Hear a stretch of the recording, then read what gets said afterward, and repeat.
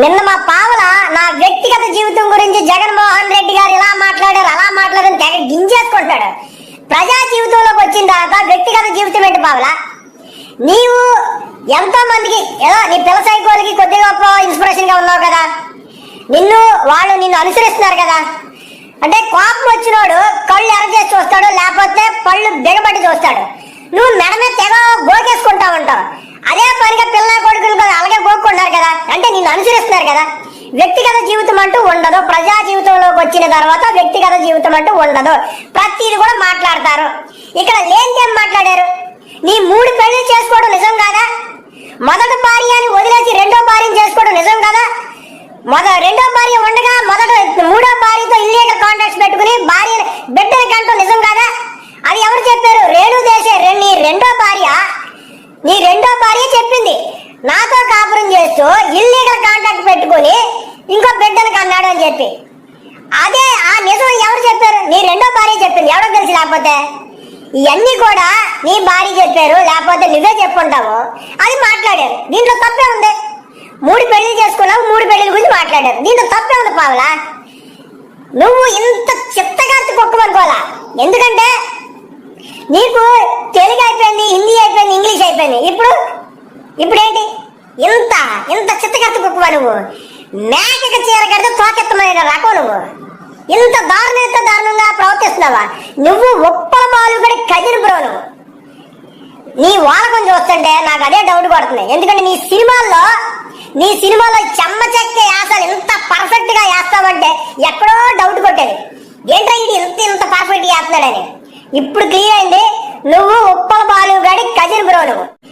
నువ్వే మళ్ళీ ఏమన్నా 70 మంది నియోజకవర్గాలు అక్కడి నుంచి అక్కడ మార్చాడు జగన్మోహన్ రెడ్డి గారు అన్నాడు.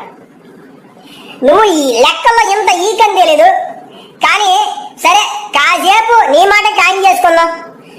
70 మందిని మార్చారు అనుకుందాం. ఒక అధినాయకుడు వాళ్ళ నాయకుల్ని ఎక్కడైతే పర్ఫెక్టో, ఎక్కడైతే బలం ఉంటుందో అక్కడ మార్చి గెలిపించుకుంటున్న నాయకుడు జగన్మోహన్ రెడ్డి. నువ్వు ఒక పార్టీ పెట్టి దశాబ్దంన్నర అయింది. నువ్వు అధినాయకుడివి. నువ్వు ఎక్కడ నుంచోవాలో నీకు తెలీదు. నీకు ఒక నియోజకవర్గం లేదు, ఒక నిలకడా లేదు. ఇప్పటికే 3 నియోజకవర్గాలకు మారేవు. నువ్వు ఆ 70 మంది ఎవరైతే మారారో అన్నావో ఆ నాయకులకి నువ్వు సమానమా? సమానమైతే ఇంత మొదటి మాటలు మాట్లాడక. నువ్వు ఒక నాయకుడు, ఒక పార్టీలో నాయకులకి నువ్వు ఒక అధినాయకుడు కదా, నువ్వు వాళ్ళు సమానమైతే ఇంత మొదటి మాటలు మాట్లాడక పవన్ కళ్యాణ్. నిజంగా మా జగనన్న చూస్తే రాష్ట్రం అంతా అరచేతుల్లో హారతలు పడుతూ, అరచేతుల్లో కర్పూరం వెలిగించి హారతలు పడుతుంటే మా అన్నకి ఎక్కడ దిష్టి తగిలద్దా అని నేను చాలా బాధపడిపోతున్నాను. నిన్న కాకినాడలో మన పిల్లనా సైకోస్ ఆ దిష్టి పోగొట్టేశారు. అవును, పిల్లనా సైకోస్ నిజంగా మీకు థ్యాంక్స్ రా. మా అన్నకి ఎక్కడ దిష్టి తగిలేస్తుందా అని మేము చాలా వర్రీ అయిపోతున్నాం. చాలా చాలా థ్యాంక్స్ రా పిల్లనా సైకోస్.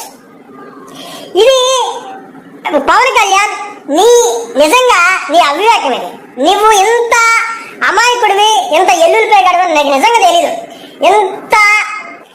నిజంగా పవన్ కళ్యాణ్ నీ పరిస్థితి చూస్తుంటే, పిఠాపురంలో నీ పరిస్థితి చూస్తుంటే నిజంగా జాలేస్తుంది.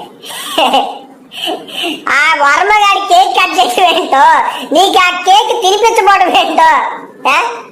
అరే ఉదయ్, అని కేక్ ఒక నోట్లో పెట్టమనరా. అది నీ దేని స్థితి ఏంటో నాకు నిజంగా భలే జాలేసిందిలే. కనీసం నీ కేక్ ముక్కు కూడా పెట్టట్లేదు. నీ పరిస్థితి ఏంటో. నువ్వు ఉదయ్ అన్నవాడు టీ టైం పడుతావు, ఉదయ్ పడుతావు అన్నావు. అరే ఉదయ్, ఆ వర్మ గారిని కేక్ ముక్క నోట్లో పెట్టరాని. అరే ఉదయ్, మన పరిస్థితి ఏంటో ఎంత దైత్యంగా తయారైంది. ఈ వర్మ గారు అస్సలు మనం పట్టించుకోవట్లేదు. మనం గెలిపిస్తాడంటావా? అది నువ్వు నీ దీనస్థితి చూస్తుంటే నిజంగా జాలేస్తుంది పవన్ కళ్యాణ్. నువ్వు దశాబ్దంన్నర పార్టీ పెట్టి దశాబ్దంన్నర పూర్తి అయిపోయినా సరే నీకు ఒక నియోజకవర్గం లేదు.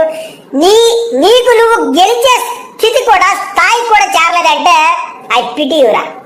నిజంగా నువ్వు 151 మందిని గెలిపించుకున్నటువంటి జగన్మోహన్ రెడ్డి గారితో పోటీయా? ఒకే ఒక్క స్థానంలో గెలవలేక పిల్లి మొగ్గలేస్తున్నటువంటి నువ్వు జగన్మోహన్ గారి గురించి మాట్లాడతావా?